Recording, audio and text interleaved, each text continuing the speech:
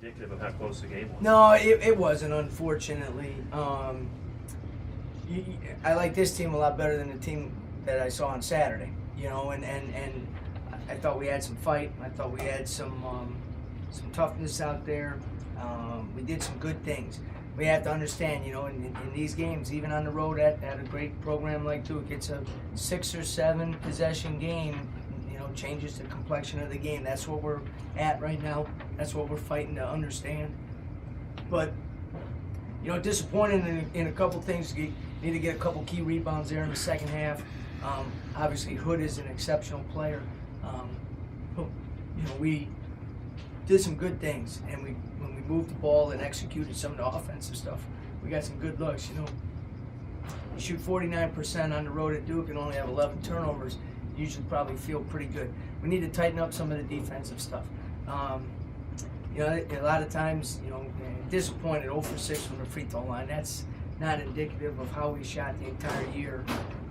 But the difference was at the free throw line, to be honest with you. And they got to the line and made the free throws, and we didn't get to the line. A couple individual efforts. Obviously, Marcus played well, but boy, I thought Daniel Miller really put it all out there, as did Trey Golden. No, yeah, those 3 guys played well for us. They did a really good job.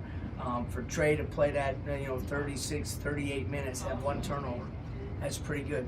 Marcus did some good things for us. Had a couple good looks there at the end too. I thought that last one would have been a nice kind of jump start to maybe a little run there at the end, but did some good things. And Daniel, hey, let's just admit, the guy's a heck of a player, and he's done a great job for us this year.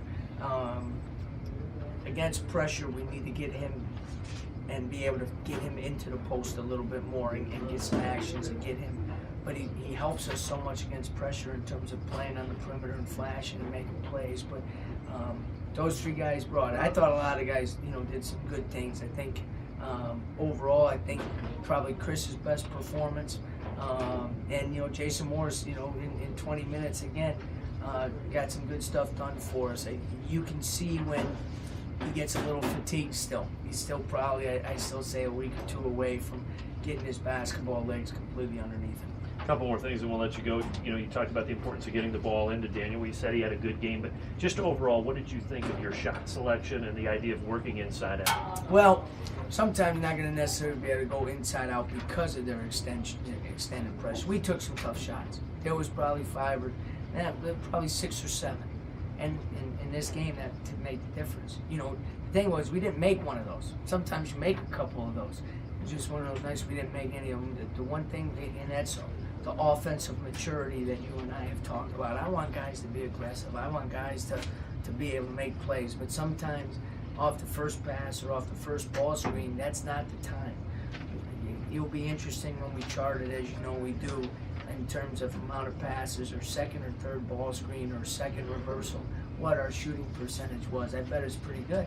And that's where the maturity comes in. It's a fine line you and I talked about between being aggressive and making good decisions. And that's something that we need to improve in. And lastly, as you said, some things to build on. Now you get to go back home for 3 games. That's a good news. Well, Coach asked, he goes, "Why do you guys always start out on the road?" And it has been the last 3 years, but we got to get home, and we got to get a day of rest tomorrow.